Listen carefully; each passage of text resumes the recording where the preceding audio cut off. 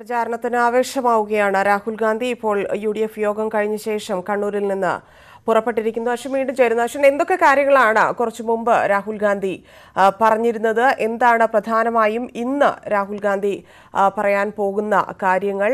പ്രചാരണ സമയത്ത് അദ്ദേഹം ഇന്നലെയൊന്നും നമുക്കറിയാം, നേരത്തെ മനു സൂചിപ്പിച്ചിരുന്നത് പോലെ CPM-നെ എടുത്തു പറഞ്ഞ് വിമർശിക്കാതെ നരേന്ദ്രമോദിയെ മാത്രം ഉന്നം വെച്ചുകൊണ്ടുള്ള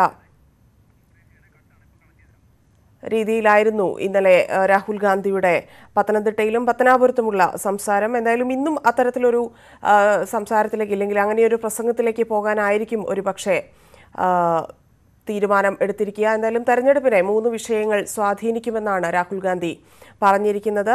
കണ്ണൂരിൽ UDF നേതാക്കളുടെ യോഗത്തിന് ശേഷമാണ് പ്രതികരിച്ചത്. സാമ്പത്തിക തകർച്ച, അഴിമതി, കാർഷിക മേഖലയിലെ വിലയിടിവ് എന്നിവ സ്വാധീനിക്കും എന്നാണ് രാഹുൽ ഗാന്ധി പറഞ്ഞത്. അശ്വിൻ വല്ലത്ത് വീണ്ടും ചേരുന്നു.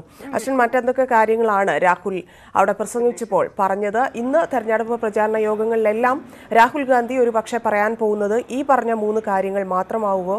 ഇല്ലെങ്കിൽ അതിനപ്പുറത്തേക്ക് കേരള രാഷ്ട്രീയത്തെയും ദേശീയ രാഷ്ട്രീയത്തെയും ഒരുമിച്ച് കൊണ്ടുവന്ന് എതിർക്കാനുള്ള, ഇല്ലെങ്കിൽ അത്തരത്തിലൊരു പ്രസംഗമാകുമോ കാണുക?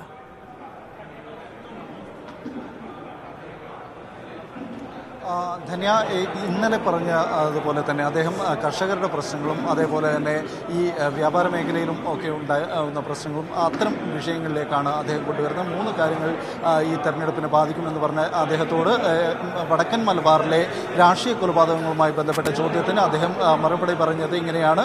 CPM-നെതിരെ അദ്ദേഹം ഒന്നും പറഞ്ഞില്ല. പക്ഷേ അദ്ദേഹം പറയുന്നത് കേരളത്തിൽ എന്താണ് നടക്കുന്നതെന്ന് നിങ്ങൾക്ക് അറിയാമല്ലോ. കോൺഗ്രസ് പാർട്ടി എല്ലാ തരത്തിലുള്ള ഇത്തരം കൊലപാതകങ്ങൾക്കും എതിരാണ് എന്നുള്ളയാൾക്ക് പറഞ്ഞ് അവസാനിപ്പിക്കുകയായിരുന്നു അദ്ദേഹം. നേരത്തെ അദ്ദേഹം പറഞ്ഞതുപോലെ CPM-നെതിരെ താൻ ഒരക്ഷരം മിണ്ടില്ല എന്ന് പറഞ്ഞതുപോലെ തന്നെ അദ്ദേഹം പേരെടുത്ത് CPM-നെ വിമർശിക്കാതെ എന്നാൽ കേരളത്തിൽ എന്താണ് നടക്കുന്നത് എന്നറിയാമല്ലോ എന്ന് പറഞ്ഞ് അദ്ദേഹം ഒഴിഞ്ഞു. അതേസമയം റഫേലിലും അതേപോലെ ഈ കോർപ്പറേറ്റുകൾക്ക് നരേന്ദ്രമോദി സഹായം ചെയ്തു കൊടുക്കുകയാണ്. ഇങ്ങനെ കോടികളുടെ സഹായം കോർപ്പറേറ്റുകൾക്ക് നരേന്ദ്രമോദി ചെയ്തു കൊടുക്കുന്നു എന്ന കഴിഞ്ഞ ദിവസത്തെ വിമർശനം അദ്ദേഹം ഇന്നും ആവർത്തിച്ചു. അതോടൊപ്പം കർഷകരുടെ പ്രശ്നങ്ങളെ കുറിച്ച് പറഞ്ഞു. കടബാധ്യതകൾ കൊണ്ട് കർഷകർ ആത്മഹത്യ ചെയ്യുന്നതിനെ കുറിച്ച് പറഞ്ഞു. ഈ വിഷയങ്ങളൊക്കെ തന്നെയായിരിക്കും രാഹുൽ ഇന്ന് സംസാരിക്കുന്ന പൊതുയോഗങ്ങളിലും അദ്ദേഹം ഉന്നയിക്കാൻ സാധ്യതയുള്ളത്. ധന്യവാദം. ശരി അശ്വിൻ. മനു ഭരത് കൂടി വയനാട് സുൽത്താൻ ബത്തേരിയിൽ നിന്ന് ചേരുന്നുണ്ട്. മനു, കണ്ണൂരിൽ നിന്ന് രാഹുൽ തിരിച്ചിരിക്കുന്നു. നേരെ ക്ഷേത്രത്തിലേക്കായിരിക്കും, തിരുനെല്ലി ക്ഷേത്രത്തിലേക്കായിരിക്കും പോവുക. അവിടെ നിന്ന് പിന്നീട് ആദ്യം പങ്കെടുക്കുന്ന പരിപാടി സുൽത്താൻ ബത്തേരിയിലാണ്. പരിപാടിയിൽ നേരത്തെ മനു സൂചിപ്പിച്ചതുപോലെ പ്രധാനമായും അദ്ദേഹം പറയാൻ ഉദ്ദേശിച്ചിരിക്കുന്നത്, ഇപ്പോൾ കണ്ണൂരിൽ സംസാരിച്ചപ്പോൾ രാഷ്ട്രീയ കൊലപാതകങ്ങളെ അപലപിക്കുകയുണ്ടായി. അത്തരത്തിലുള്ള മലബാറിനെ മാത്രം ബാധിച്ച കാര്യങ്ങളിൽ തുടങ്ങി പൊതുവെയുള്ള വിഷയങ്ങൾ ചർച്ച ചെയ്തു പോവുകയായിരിക്കും. എങ്ങനെയായിരിക്കും രാഹുലിന്റെ സുൽത്താൻ ബത്തേരിയിലെ ആദ്യ തെരഞ്ഞെടുപ്പ് പ്രചാരണത്തിലെ പ്രസംഗം?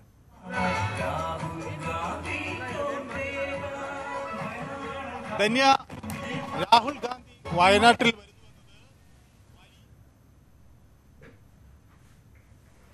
സാമ്പത്തിക തകർച്ചയിലും അഴിമതിയിലും കാർഷിക മേഖലയിലും ഊന്നിയാണ് രാഹുൽ ഇന്ന് സംസാരിക്കാൻ പോകുന്നത് എന്നാണ് അറിയാൻ സാധിക്കുന്നത്. കൂടാതെ ഇപ്പോൾ കണ്ണൂരിൽ സംസാരിച്ചപ്പോൾ രാഷ്ട്രീയ കൊലപാതകങ്ങളെ അപലപിക്കുകയുണ്ടായി. ഇത്തരത്തിലൊരു പ്രചാരണത്തിനാണ് രാഹുൽ ഗാന്ധി ഇന്ന് വയനാട്ടിൽ തുടക്കം ഇടാൻ സാധ്യതയുണ്ടാവുക. കോൺഗ്രസ് മനു ഭരത് വീണ്ടും ചേരുന്നുണ്ട്. മനു, തുടരാമോ?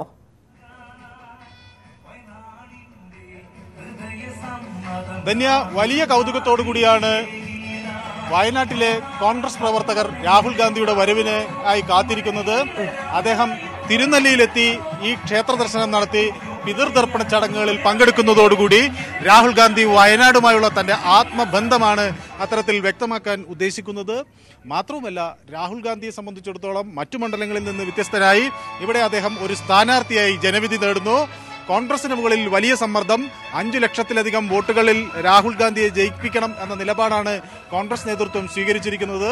അതുകൊണ്ട് തന്നെ ഈ പരിപാടി ഏറ്റവും വർണ്ണാഭമാക്കാനുള്ള ഒരു ശ്രമം കോൺഗ്രസ് നേതൃത്വത്തിന്റെ ഭാഗത്തു നിന്നുണ്ടാകും. ഏതാണ്ട് 11 മണിക്ക് ശേഷം ഈ വേദിക്ക് പുറകിലുള്ള ഹെലിപാഡിലായിരിക്കും രാഹുൽ ഗാന്ധി തിരുനെല്ലിയിലെ ക്ഷേത്ര ദർശനത്തിനും പിതൃതർപ്പണ ചടങ്ങുകൾക്കും ശേഷം എത്തിച്ചേരുക. പിന്നീടാകും ഇവിടെ അഭിസംബോധന ചെയ്യുക. ഏതായാലും ഇടതുപക്ഷം 10 ചോദ്യങ്ങൾ രാഹുൽ ഗാന്ധിക്ക് നേരെ ഉന്നയിക്കുന്നു. പക്ഷേ ആ 10 ചോദ്യങ്ങൾക്ക് രാഹുൽ ഗാന്ധി മറുപടി പറയണമെന്ന് ഇടതുപക്ഷം ആവശ്യപ്പെടുമ്പോഴും പൊതുവെ ഇടതുപക്ഷത്തെ ആക്രമിക്കണ്ട എന്ന ഒരു പൊതു നിലപാട് രാഹുൽ ഗാന്ധി സ്വീകരിക്കും എന്ന് തന്നെയാണ് പ്രതീക്ഷിക്കപ്പെടുന്നത്. ഏതായാലും അക്രമ രാഷ്ട്രീയത്തെക്കുറിച്ച് രാഹുൽ ഗാന്ധി സംസാരിച്ചേക്കും. വീണ്ടും അത് സംബന്ധിച്ചുള്ള ഒരു പ്രതികരണം ഉണ്ടായേക്കും എന്ന സൂചനകൾ അല്ലെങ്കിൽ അത്തരത്തിലും ആളുകൾ ഇതിനെ ഉറ്റുനോക്കുന്നുണ്ട്. ഇവിടുത്തെ പൊതുയോഗത്തിന് ശേഷമായിരിക്കും രാഹുൽ ഗാന്ധി തിരുവമ്പാടിയിലേക്ക് പോവുക. ഇവിടെ 4 കർഷകരുടെ കുടുംബങ്ങളെയാണ് രാഹുൽ ഗാന്ധി കാണേണ്ടത്. 2 കുടുംബങ്ങൾ തിരുനെല്ലിയിൽ വെച്ചാണ് കാണേണ്ടത്. ഈ ആത്മഹത്യ ചെയ്ത 6 കർഷകരുടെ കുടുംബങ്ങളെ കാണാനുള്ള താല്പര്യമാണ് രാഹുൽ ഗാന്ധി പ്രകടിപ്പിച്ചിരിക്കുന്നത്. അങ്ങനെ ഈ കോൺഗ്രസ് ആണ് കർഷക ആത്മഹത്യക്ക് ഉതകുന്ന നയങ്ങൾ രാജ്യത്തുണ്ടാക്കിയത് എന്ന ആരോപണം CPM വളരെ ശക്തമായി അഴിച്ചുവിടുമ്പോഴാണ് ഇത്തരത്തിൽ കർഷക കുടുംബങ്ങളെ കാണുകയും അവരുടെ പ്രശ്നങ്ങൾ നേരിട്ട് മനസ്സിലാക്കാനായി രാഹുൽ ഗാന്ധി തയ്യാറാകുന്നത്. ഈ തിരുവമ്പാടിയിലേക്ക് സേക്രഡ് ഹാർട്ട്സ് സ്കൂളിലായിരിക്കും രാഹുൽ ഗാന്ധിയുടെ പൊതുയോഗം. അതിനുശേഷം വണ്ടൂരിലും രാഹുൽ ഗാന്ധി സംസാരിക്കും. വയനാട് ജില്ലയിൽ ഒരു പൊതുയോഗത്തിന് ശേഷം വയനാട് മണ്ഡലത്തിന്റെ ഭാഗമായ തിരുവമ്പാടി ജില്ലയിലെയും കോഴിക്കോട് ജില്ലയിലുള്ള തിരുവമ്പാടിയിലും അതുപോലെ മലപ്പുറം ജില്ലയിലുള്ള വണ്ടൂരിലും രാഹുൽ ഗാന്ധി സമാനമായ രീതിയിൽ തന്നെ ജനങ്ങളെ അഭിസംബോധന ചെയ്യും. അതിനുശേഷമായിരിക്കും തൃത്താലയിലേക്ക് പോവുക. പിന്നീട് അവിടെ നിന്ന് ആണ് കോയമ്പത്തൂർ വഴി രാഹുൽ ഗാന്ധി ഡൽഹിക്ക് തിരിക്കുന്നത്. വലിയ രാഷ്ട്രീയ പ്രാധാന്യം രാഹുൽ ഗാന്ധിയുടെ ഈ വരവിനുണ്ട്. ദേശീയ രാഷ്ട്രീയത്തിന് തന്നെ ഒരു സുപ്രധാന ഏടായി മാറും രാഹുൽ ഗാന്ധിയുടെ ഈ തിരഞ്ഞെടുപ്പും ഈ സമ്മേളനവും. ഇതുകൂടാതെ തന്നെ പ്രിയങ്ക ഗാന്ധി രാഹുലിന് ശേഷം 20-ാം തീയതി തൊട്ട് ഈ മണ്ഡലത്തിൽ നിലയുറപ്പിക്കുന്നു. അങ്ങനെ വയനാട് ദേശീയ രാഷ്ട്രീയത്തിലെ ഏറ്റവും ശ്രദ്ധേയമായ കേന്ദ്രങ്ങളിലൊന്നായി മാറുന്നു എന്നതിന്റെ സൂചനകൾ. വലിയ ആൾക്കൂട്ടത്തെയാണ് ഇവിടെ പ്രതീക്ഷിക്കുന്നത്.